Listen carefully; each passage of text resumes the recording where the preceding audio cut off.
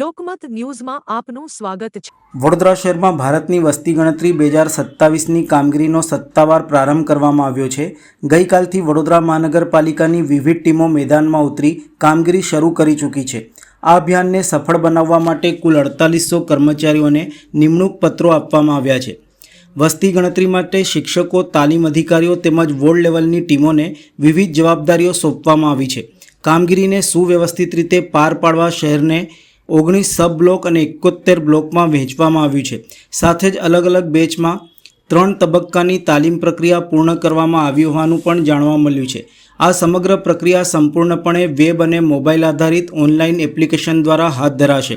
Physical ફોર્મનો ઉપયોગ કરવામાં નહીં આવે અને તમામ માહિતી ઓનલાઈન જ નોંધવામાં આવશે। વસ્તી ગણતરી અભિયાન અંતર્ગત 17 મેથી 31 મે સુધી સેલ્ફ ડેટા રજિસ્ટ્રેશન અને વેલિડેશન કામગીરી હાથ ધરાશે।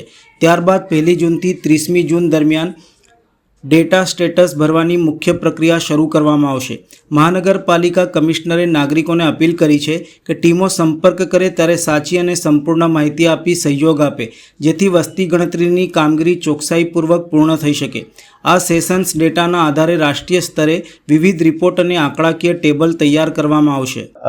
અત્યારે વડોદરા શહેરમાં વડોદરા મહાનગરપાલિકા ટીમ દ્વારા જે સેન્સસની પ્રક્રિયા માટે સેલ્ફ એન્યુમરેશનની જે સિસ્ટમ છે અત્યારે ઓનલાઈન છે અને એપ બેઝડ પણ છે, એ શરૂ કરી દેવા માટે નક્કી કર્યું છે। એના 3 ફેઝમાં ટ્રેનિંગ પણ આપવામાં આવ્યું છે, જે રાજ્ય સરકાર તરફથી અને રાજ્ય કક્ષામાં સેન્સસ કમિશનર અને રજિસ્ટ્રાર ઓફ સેન્સસ તરફથી તમામ કમિશનર્સ અને કલેક્ટર્સનું ટ્રેનિંગ થઈ ગયું છે।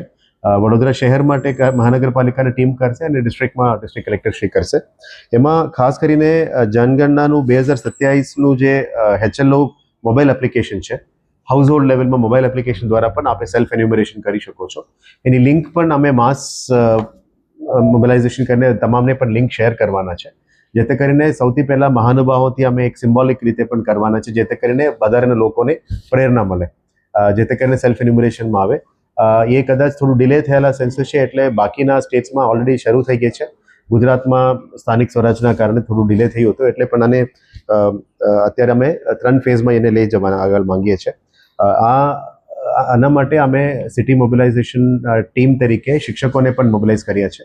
જે રીતનું પહેલાં પણ સેન્સસની કામગીરીમાં શિક્ષકો કામ કરતા હતા, અત્યારે એમને એમ્પ્લોય કરી છે। આપણા મહાનગરપાલિકાના સેન્સસ ટીમ પણ કાર્યરત થઈ ગઈ છે અને સાથે સાથે પ્રથમ સ્તરે ચાર્જ ઓફિસરની તાલીમ પણ આપણે આપવામાં આવી છે। બીજા સ્તરે ફિલ્ડ લેવલના પણ તાલીમ અત્યારે આપવામાં આવી રહ્યા છે અને ત્રીજા સ્તરે વિવિધ ચાર્જ વિસ્તારમાં હાલના સુપરવાઇઝરની તાલીમ પણ ચાલી રહ્યા છે।